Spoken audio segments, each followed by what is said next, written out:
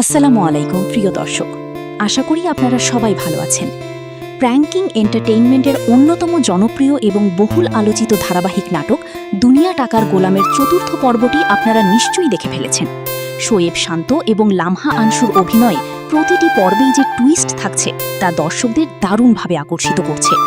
চতুর্থ পর্বের শেষ মুহূর্তের সেই অবিশ্বাস্য মোড় বা ক্লাইম্যাক্স দেখার পর সবার মনে এখন একটাই প্রশ্ন, আগামী পর্বে আসলে কি ঘটতে চলেছে? গোলামের অতীত কি তাকে শেষ পর্যন্ত গ্রাস করবে, নাকি সে তার বর্তমান ভালোবাসাকে বাঁচাতে পারবে? আর সবচেয়ে বড় কথা, পঞ্চম পর্বটি ঠিক কবে এবং কখন আপলোড করা হবে? আজকের ভিডিওতে আমরা এই সমস্ত বিষয় নিয়ে বিস্তারিত আলোচনা করব, তাই ভিডিওটি না টেনে শেষ পর্যন্ত আমাদের সাথে থাকুন। দর্শক, আগামী পর্বে যাওয়ার আগে চতুর্থ পর্বের মূল ঘটনাগুলো সংক্ষেপে একটু মনে করিয়ে দিই। এই পর্বে দেখতে পেয়েছি গোলাম যে আসলে সাধারণ কোনো কাজের লোক নয়, বরং কোটিপতি ব্যবসায়ী শাহজাদ খান, এই সত্যটি তার দুলাভাই রিশাদের সামনে উন্মোচিত হয়। রিশাদ অত্যন্ত লোভী একজন মানুষ এবং সে শাহজাদের এই বিশাল সম্পত্তি হাতিয়ে নেওয়ার জন্য একটি নিখুঁত চাল চালতে শুরু করে। সে শাহজাদের আসল মা এবং প্রথম স্ত্রীর বাড়িতে যায়। গোলাম যেহেতু তার স্মৃতিশক্তি হারিয়ে ফেলেছে এবং সে তার বর্তমান স্ত্রী ঋতুকে মনে প্রাণে ভালোবাসে, তাই সেই ঝামেলা থেকে মুক্তি পাওয়ার জন্য নিজের সমস্ত সম্পত্তি এবং কর্মা গ্রুপ অফ কোম্পানিজের শেয়ার নিজের মায়ের নামে লিখে দিতে রাজি হয়ে যায়। গোলামের ধারণা ছিল সব সম্পত্তি দিয়ে দিলে হয়তো সে ঋতুর সাথে সাধারণ জীবন কাটাতে পারবে, কিন্তু নাটকের আসল টুইস্টটি আসে একদম শেষ মুহূর্তে। যখন গোলাম সব কাগজে সই করে দেয়, ঠিক তখনই সেখানে সিআইডি এবং পুলিশ অফিসারদের আগমন ঘটে। তারা এসে জানায় যে শাহজাদ বা গোলামের ব্যাংক অ্যাকাউন্ট থেকে প্রায় 2000 কোটি টাকার একটি অবৈধ লেনদেন হয়েছে। এই খবরটি পুরো পরিবারকে স্তব্ধ করে দেয়, আর এখানেই শেষ হয় আমাদের চতুর্থ পর্ব।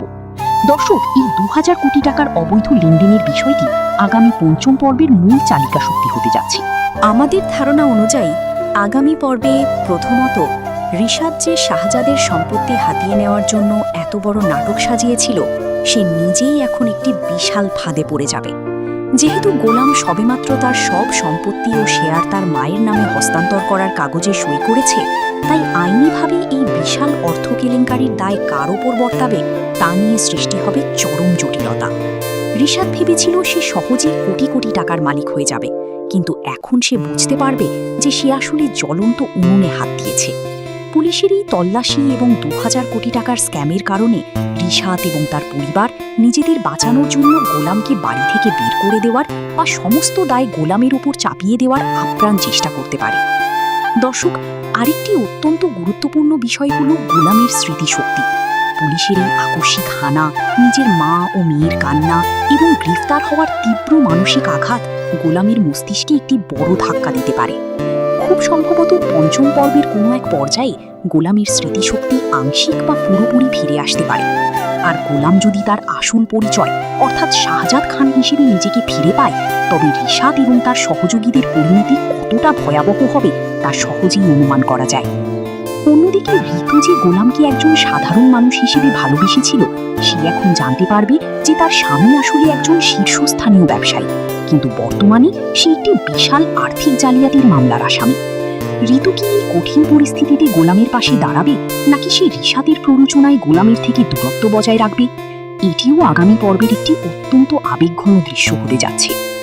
এবার আসা যাক আপনাদের সবচেয়ে প্রিয় প্রশ্নে, দুনিয়া টাকার গোলাম পর্ব 5 কখন আপলোড করা হবে?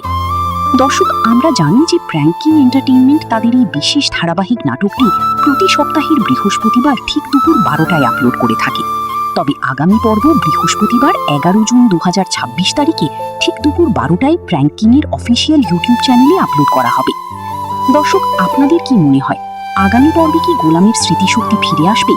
আর এই 2000 কোটি টাকার অবৈধ লেনদেনের পিছনে আসলে কার হাত রয়েছে? রিশাদ কি পারবে নিজের লোভের হাত থেকে বাঁচতে? আপনাদের মূল্যবান মত